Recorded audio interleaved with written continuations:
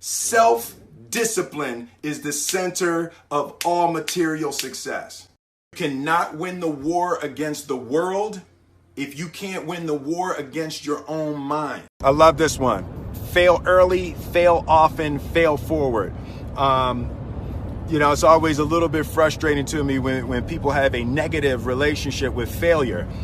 Failure is a massive part of being able to be successful. You have to get comfortable with failure. You have to actually seek failure. Failure is where all of the lessons are. When you go to the gym and you work out, you're actually seeking failure. You want to take your muscles to the point where you get to failure, because that's where the adaptation is. That's where growth is. Successful people fail a lot. They fail a whole lot more than they succeed, but they extract the lessons from the failure and they use that the energy and they use the wisdom to come around to the next phase of success. You gotta take a shot. You have to live at the edge of your capabilities. You gotta live where you're almost certain you're gonna fail. That's the reason for practice. Practice is controlled failure. You're getting to your limit, getting to your limit, getting to your limit.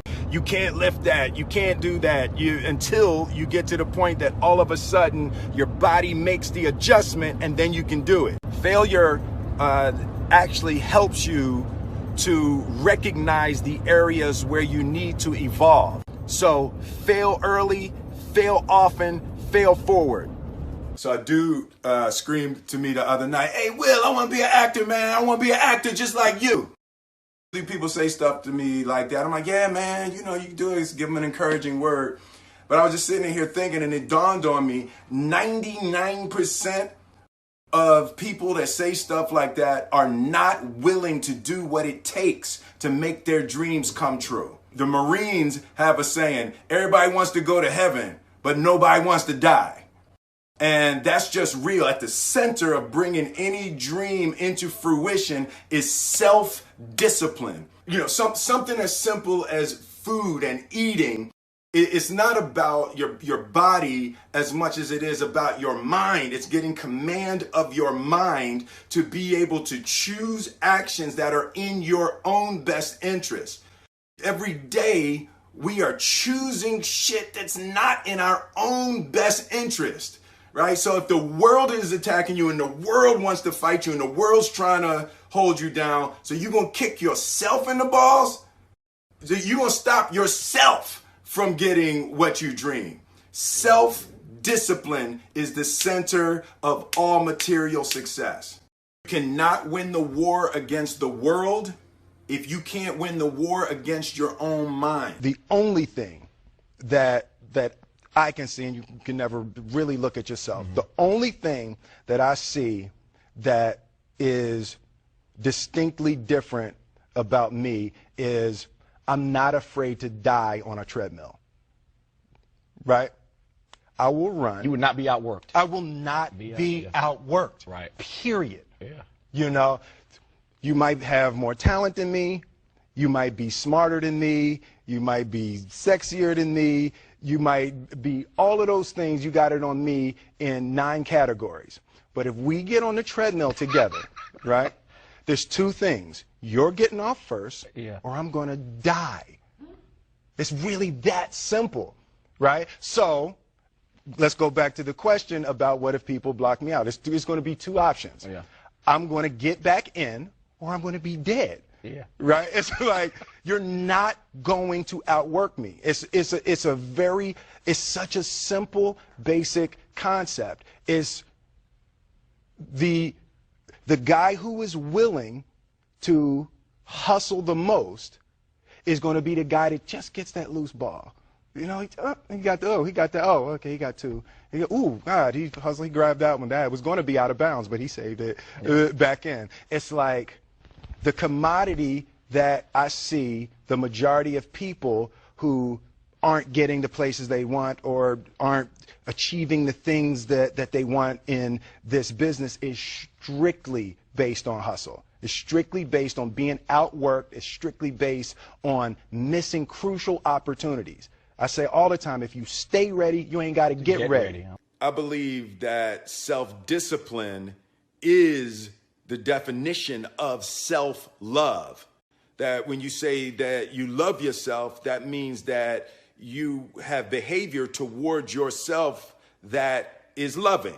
It's like you say to yourself, hey man, look, I know you want to eat that pizza and it'll be really good, but I can't let you eat that, man, because if you eat that pizza, you're going to feel like shit, and I love you too much to let you eat that. And I think the word discipline has kind of gotten a bad name. We think about it in terms of punishment. I'm not talking about discipline in that way. I'm talking about discipline in the sense that you forego immediate pleasure for the exchange of long-term self-respect. Self-love is, hey, look, I know you got a test on Monday, and I know you really want to go out with your friends. It's Saturday night, you want to go out, but if you fail that test, you're not going to feel good about yourself. I love you too much to let you go out tonight. Self-discipline is self-love. If you want to be happy, you have to love yourself, which means you have to discipline your behavior. The road to sustained happiness is through disciplining your behavior. And I learned very young. From parents? From my parents, absolutely. Yeah. That you don't try to build a wall. You don't set out to build a wall. You don't say, I'm going to build the biggest, baddest, greatest wall that's ever been built. You don't start there. You say, I'm going to lay this brick as perfectly as a brick can be laid. There will not be one brick on the face of the earth that's going to be laid better than this brick that I'm going to lay in this next 10 minutes. Yeah. And you do that every single day. And soon you have a wall. And soon you have a wall. Yeah. And I think psychologically, the advantage that gives me over a lot of people that I have been in competition with in different situations is it's difficult to take the first step when you look how big the task is.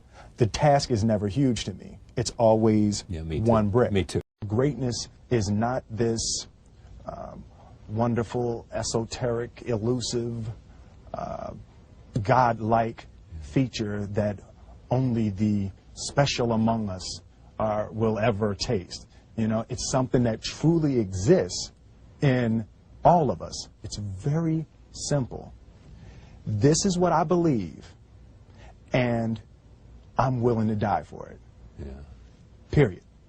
It's that simple. I know who I am, and I know what I believe. I know who I am, I know what I believe. That's all I need to know. And that's all I need to know. So from there, you do what you need to do. Yeah. And I think what happens is we make the situation more complex than it has to be. Because we're looking for complexity. There's got to be something complex to understand. It can't be that easy. The separation of talent and skill is one of the greatest misunderstood concepts for people who are trying to excel, who have dreams that want to do things. Talent you have naturally. Skill is only developed by hours and hours and hours of beating on your craft. I've never really viewed myself as particularly talented. Where I excel is ridiculous, sickening work ethic. While the other guy's sleeping, I'm working. While the other guy's eating, I'm working. There's no easy way around it. No matter how talented you are, your talent is going to fail you if you're not skilled. If you don't study, if you don't work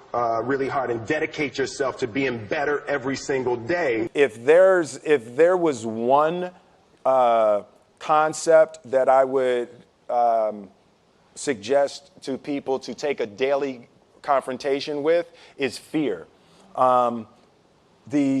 The problem with fear is that it lies, right? So fear tells you, hey, if you say that to that girl, she's going to know she has you, and she'll never really be attracted to you if she knows how much you attracted to her. Don't say that. No, how we get her is when she walks by, ignore her. Right, it's it's like pump it on your shoulder. Fear tells you dumb shit like that, right? you know, so, you know, for me, the daily confrontation with fear has become a real practice for me since about three years ago. I went skydiving in Dubai, right? And skydiving is a really interesting confront with fear, right? So everything's normal. So you fly and you go up to 14,000 feet, and you notice there's a light. It's red and it's yellow and green, right? So right now the light's red. So then you start thinking at some point the light's going to go green, but you don't know what's going to happen, right? And you wait and it goes yellow. And the light goes green, and somebody opens the door, and in that moment, you realize you've never been in a freaking airplane with the door open. Right? Terror, terror, terror, terror, right? So you go, and then, you know, if you were smart, you sat in the back, so you don't go first, right? And then people start going out of the airplane. And you go, and the guy walks you up to the end of the thing, and you're standing and your toes are on the edge and you're looking out down to death. And they say on 3, and they say 1, 2, and he pushes you on 2 because people grab on 3, right? Right? And you go, and you fall out of the airplane, and in 1 second you realize that it's the most blissful experience of your life. You're flying, right? It doesn't feel like falling, right? It's like you actually are kind of held a little bit by the wind, and then you start falling, and there's zero fear. You realize that the point of maximum danger is the point of minimum fear. It's bliss. It's bliss, and you're flying, right? And you're doing that, and then 20 seconds, 25 seconds, 40 seconds, and you have enough time to just kind of be like, oh, shit, that's that building. That's not like that one. Oh, you can see the ocean. Right? You start doing all of that, and the lesson for me was, why were you scared in your bed the night before? What do you need that fear for? Just don't go. Why are you scared in your bed 16 hours before you jump? Why are you scared in the car? Why could you not enjoy breakfast? What did you need that? The fear is fear of what? You're nowhere even near the airplane. Everything up to the stepping out, there's actually no reason to be scared. It only just ruins your day. You don't have to jump.